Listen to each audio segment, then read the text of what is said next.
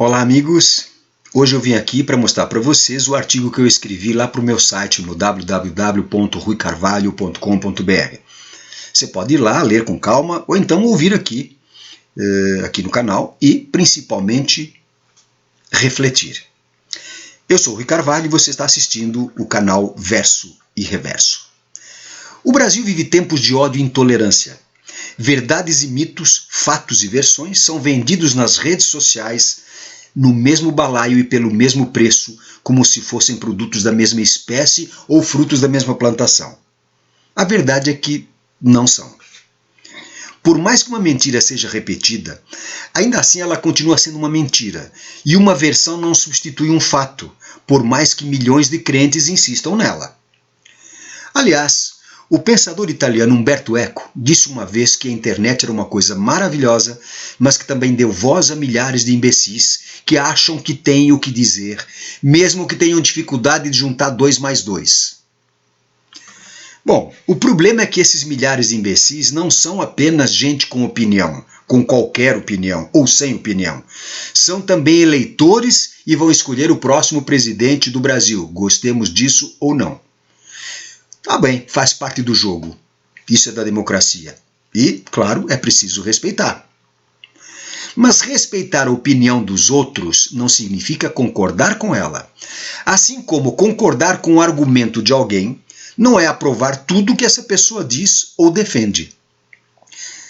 Aceitar sem reservas, sem questionamentos, o debate binário a que assistimos na mídia hoje em dia e nas redes sociais, travado pretensamente entre a esquerda e a direita, é o mesmo que defender que só existem 2 cores no universo, o preto e o branco, ou o vermelho e o azul, se preferirem.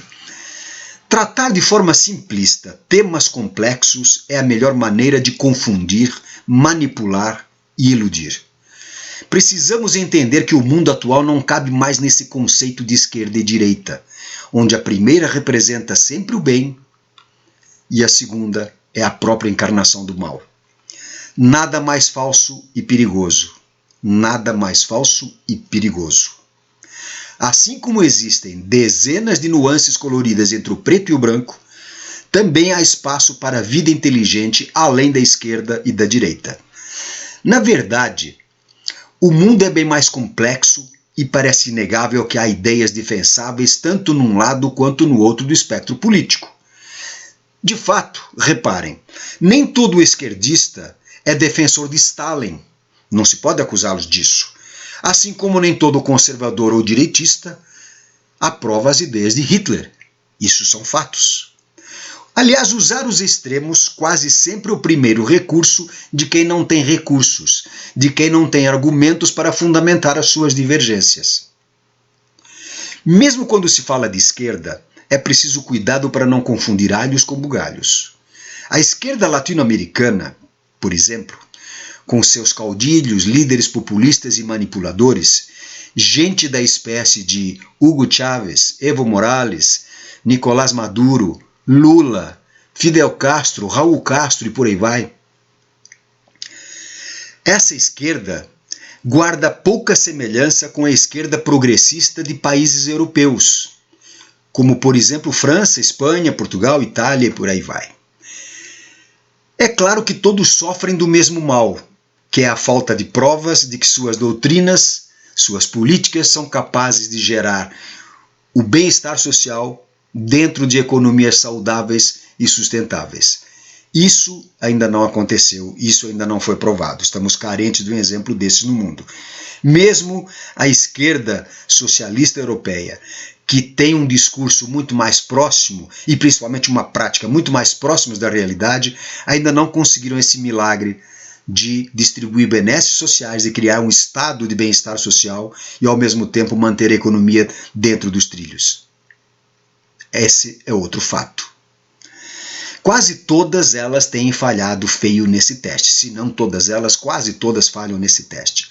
Mas isso, claro, não deve servir de regozijo para a direita, que tem se mostrado incapaz de reduzir as desigualdades e de manter o capitalismo dentro de regras, digamos, mais saudáveis, mais justas, mais civilizadas.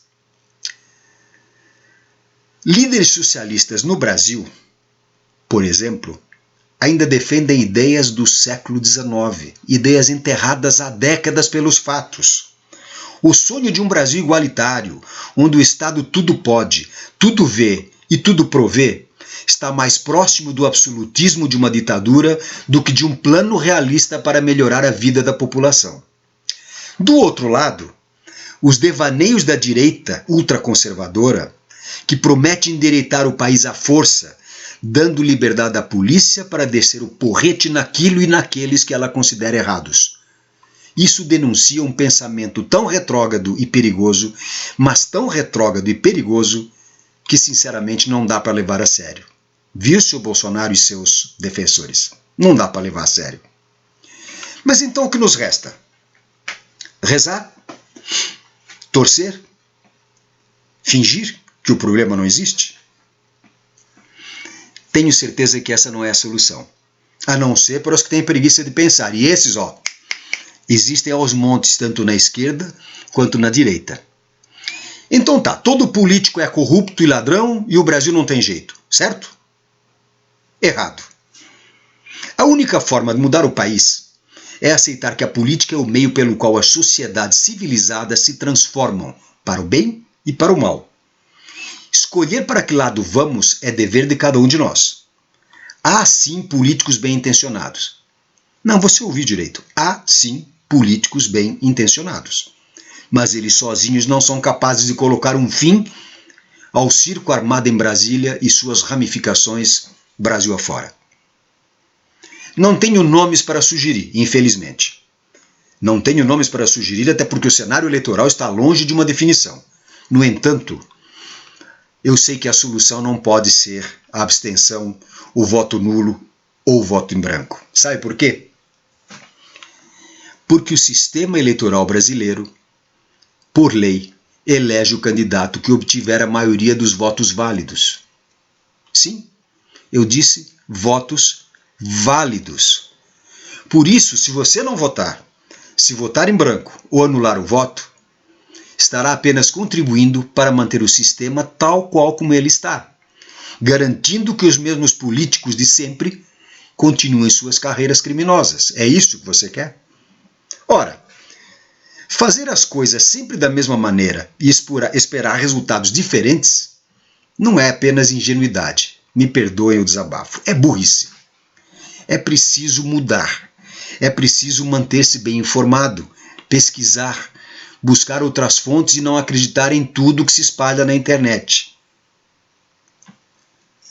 O Brasil tem uma chance de melhorar, mas para isso é preciso que os eleitores aprendam a separar homens de ideias, líderes de partidos e evitem principalmente a armadilha do debate binário, aprendendo a misturar esquerda e direita. Não há nada de errado nisso. Há coisas que podemos defender na direita e há projetos que podemos defender na esquerda. O mundo atual não cabe mais apenas em direita e esquerda. Não entre nessa furada, não entre nesse debate binário pobre. Isso só nos leva ao ódio e à intolerância. O Brasil tem jeito se a gente aprender a tirar o melhor de cada lado e se a gente verificar e entender que há outros lados. É preciso, como eu disse, reconhecer que há vantagens nos dois lados e que há outros lados além desses dois. Identificar os candidatos que apostem em mudanças de verdade, mudanças reais, de fato, e não apenas retóricas, e escolher projetos e não pessoas, não salvadores da pátria, defender ideias e não nomes, parece ser a única saída para que iniciemos a construção de um Brasil melhor. Vai demorar, eu sei. Vai doer. Muitos ficarão pelo caminho, mas não há alternativa. Ou o Brasil muda, ou em breve não haverá sequer um Brasil digno de ser defendido.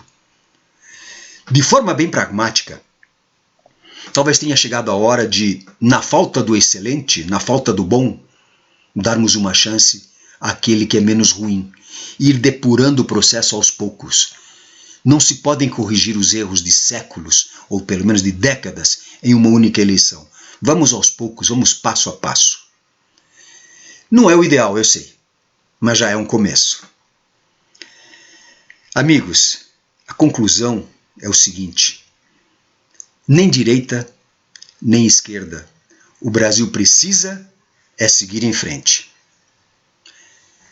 Eu sou o Rui Carvalho e você assistiu o canal Verso e Reverso, o canal onde eu falo o que quero e você ouve se quiser. Tchau!